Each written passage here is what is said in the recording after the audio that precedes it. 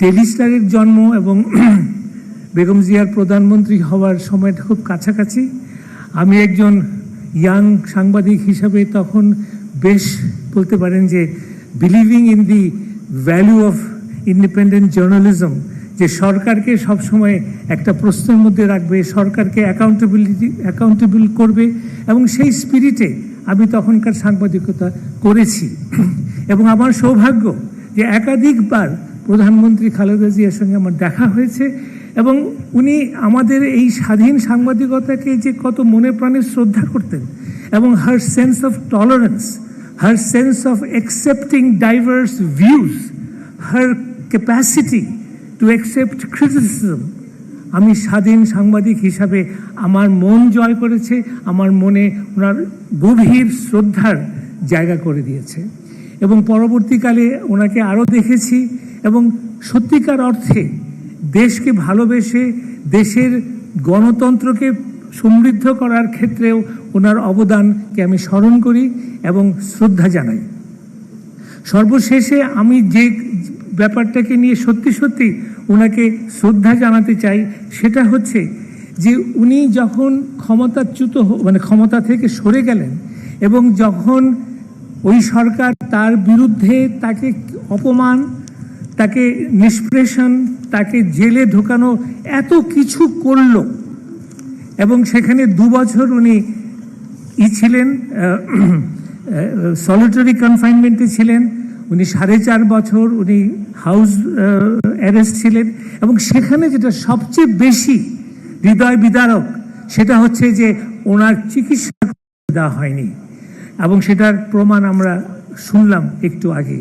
এবং এত কিছুর পরেও উনি যখন প্রথম বাণী দিলেন মুক্ত হয়ে, 7ই অগস্ট উনি বিএনপির এক সভায় উনি ভাষণ দিলেন, এবং সেখানে উনি যে মূল বাণীটা আমাদেরকে দিলেন যে ধ্বংস নয়, প্রতিরোধ নয়, প্রতিহিংসা নয়, প্রতিশোধ নয়। উনি কিন্তু ইজিলি বলতে পারতেন যে আমি প্রতিশোধ চাই না, কিন্তু আমি ন্যায় বিচার চাই আমার বিরুদ্ধে যা করা হয়েছে, এটা উনি বললেন না। এই যে উদারতা, এই যে ভবিষ্যতের দিকে তাকানো, আমি মনে করি এটা অসাধারণ একটি গুণ, যেটা আমাদের রাজনীতিতে যদি আমরা এখন অন্তঃস্থ করতে পারি, আমাদের সেটা যদি আমরা নিজের মনে প্রাণে গ্রহণ করতে পারি, তাহলে বাংলাদেশের একটা বিরাট অবদান থাকবে। এবং সেখানে আমি একটা বক্তব্য দিয়ে শেষ করতে চাই যে উনি বলছেন যে ভবিষ্যতে ভালোবাসা, শান্তি এবং জ্ঞান ভিত্তিক সমাজ গড়ে তোলা। She said, I've been requested by the organizers to say a few words in English. One of her last message to the society, to the country, to the nation was that we need a future generation the society should be knowledge based. Now this is vital. আমি অন্তর থেকে বলতে চাই যে বাংলাদেশকে আমরা ভালোবাসি, বাংলাদেশকে আমরা অন্তর থেকে ভালোবাসি। আমরা দেশপ্রেম, স্বাধীনতা, গণতন্ত্র সব কিছুই আমাদের জন্য মূল্যবান, কিন্তু ভবিষ্যৎ হচ্ছে জ্ঞান ভিত্তিক সমাজের উপরে নির্ভরশীল।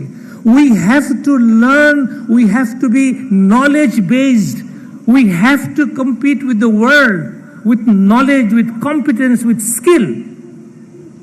Otherwise Bangladesh will not develop. So আমি সবার কাছে মন থেকে এবং আগামী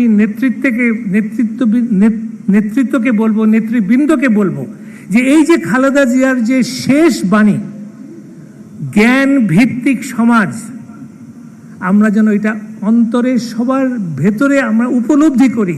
The future of Bangladesh depends on a knowledge-based society. You have seen how the world has changed with artificial intelligence in the last 10 to 15 years.